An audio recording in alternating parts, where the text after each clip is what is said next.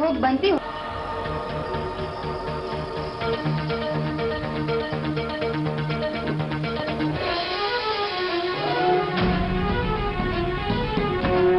રાજ્યની વિવિધ સ્થાનિક સ્વરાજની 32 બેઠકોના ઉમેદવારોનું ભાવિ થયું કેદ. અંદાજે 60 થી 70% મતદાન. મંગળવારે ખુલશે પરિણામનો પટારો. બનાસકાંઠાના પાલનપુર નજીક ડાંગિયા ગામે દેશભરના ચૌધરી સમાજનું મહાસંમેલનમાં ઉપસ્થિત મુખ્યપ્રધાન મોદીએ વિરોધીઓ પર ચલાવ્યા વ્યાપક શબ્દબાણ. જામનગરના ભાણવડના મોરઝર ગામે ગ્રામજનોએ ગામમાં ઘૂસી આવેલા તસ્કરોને પડકારી 5 પૈકી 2ને પતાવી દીધા. રાજ્યમાં જનતા દ્વારા કાયદો હાથમાં લેવાની વધુ એક ઘટનાથી પોલીસ તંત્ર પર સવાલ. હિંમતનગરના ઇલોલ નજીક સીસીઆઈ કેન્દ્ર દ્વારા કપાસની ખરીદી બંધ કરાતા ખેડૂતો વિફર્યા. ચક્કાજામ બાદ અધિકારીઓની ખાતરીથી સમેટાયો વિવાદ.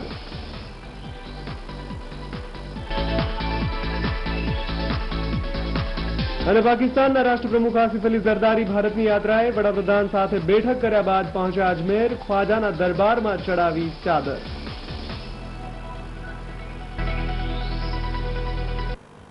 અને હવે સમાચારો જોઈએ વિસ્તારથી. રાજ્યની સ્થાનિક સ્વરાજની સંસ્થાઓની પેટા ચૂંટણીમાં કુલ 32 બેઠકો માટે મતદાન યોજાયું હતું.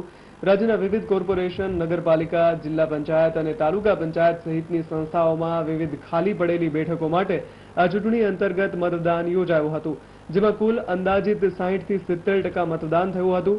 આ ચૂંટણીમાં 32 બેઠકો માટે કુલ 310 મતદાન મથકો ઊભા કરાયા છે, જેમાં દિવસભર 858 જવાનોની કડક સુરક્ષા વચ્ચે મતદાન પૂર્ણ થયું હતું.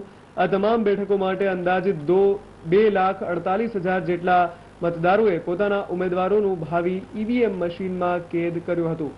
અમદાવાદના બાપુનગર વોર્ડની કોર્પોરેશન બેઠક પર ભાજપ કોંગ્રેસે પોતાની તમામ તાકાત લગાવી હતી, ત્યારે આ બેઠકનું પરિણામ શું આવે છે તેના પર પણ નજર રહેશે. ઓવરઓલ જોવા જઈએ તો અમદાવાદની જે એકમાત્ર બેઠક છે તેના માટે નજીવું કહી શકાય તેવું 44% મતદાન થયું હતું. નગરપાલિકાની જે 8 બેઠક હતી જેના પરની પેટા ચૂંટણી હતી તેના માટે 61% મતદાન થયું છે, જ્યારે જિલ્લા પંચાયતની 3 બેઠકો માટે લગભગ 30% જેટલું મતદાન થયું છે.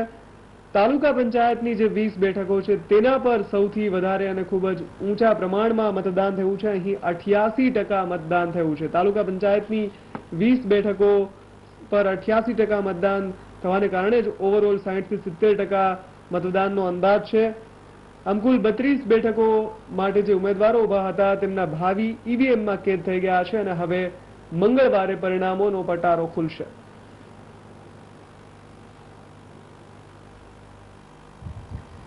બનાસકાંઠાના પાલનપુર નજીક આવેલા ડાંગિયા ખાતે દેશભરના ચૌધરી સમાજનું મહાસંમેલન યોજાયું હતું. આ મહાસંમેલનમાં મુખ્યપ્રધાન નરેન્દ્ર મોદીએ પણ હાજરી આપી હતી, તો વનપ્રધાન મંગુભાઈ પટેલ તેમજ પક્ષના બીજા કેટલાક નેતાઓ પણ મંચ પર હાજર રહ્યા હતા.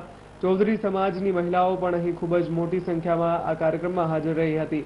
આ સંમેલનમાં દેશભરના ચૌધરી બંધુઓ એકઠા થયા હતા, તો દેશભરના ચૌધરી સમાજનું આગમન થવાનું હોવાથી હજારોની સંખ્યામાં ચૌધરી સમાજના સ્વયંસેવકોએ પણ અહીં અગાઉથી જ આવીને વ્યવસ્થા પૂર્ણ કરી હતી.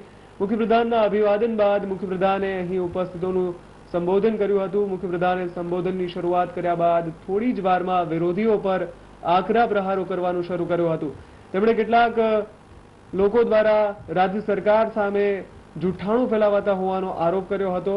તેમણે વિરોધીઓની સત્તા પર આવવા માટેની ઉત્સુકતા એટલા હદે વધી ગઈ છે કે તેઓ કોઈ પણ હદે જવા તૈયાર થઈ ગયા છે તેવો આરોપ પણ કર્યો હતો. સવાર સાંજ જાત જાતના જુઠાણા ફેલાવે છે.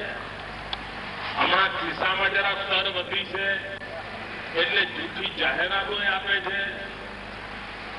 જાહેરાતમાં કોઈનું નામ મૂર્તિનું પૂછીને આપે તો મને કઈ ખબર જ નથી મારી જાહેરાત. આવો જાણે મોટું કાર્યક્રમ ચાલે છે. આ જુઠાણા ફેલાવનારો જ્યાં હોય ત્યાં ભાઈઓ બહેનો મારે તમને પૂછવું છે કે જુઠાણા ચલાવનારાઓ ચલાવે, કારણ કે હવે બિચારા થાક્યા છે. કેટલા વર્ષ સુધી આ બહાર રહેવાની એટલે એમના અથડામણ જરા વધારે થાય છે. રાજ્યમાં સ્વાઇન ફ્લૂએ ફરી દેખા દીધી છે ત્યારે રાજકોટ સિવિલ હોસ્પિટલમાં સ્વાઇન ફ્લૂની સારવાર લહેટા એક વૃદ્ધનું શનિવારે રાત્રિએ મોત નીપજ્યું હતું. આ ઘટનાથી આરોગ્ય તંત્રમાં દોડધામ મચી ગઈ છે. હજુ પણ એક સ્વાઇન ફ્લૂ પોઝિટિવ દર્દી રાજકોટની સિવિલ હોસ્પિટલમાં સારવાર લઈ રહ્યો છે, જ્યારે વધુ કેટલાક દર્દીઓ શંકાસ્પદ છે. ઉલ્લેખનીય છે કે મૃતક છેલ્લા એક સપ્તાહથી રાજકોટ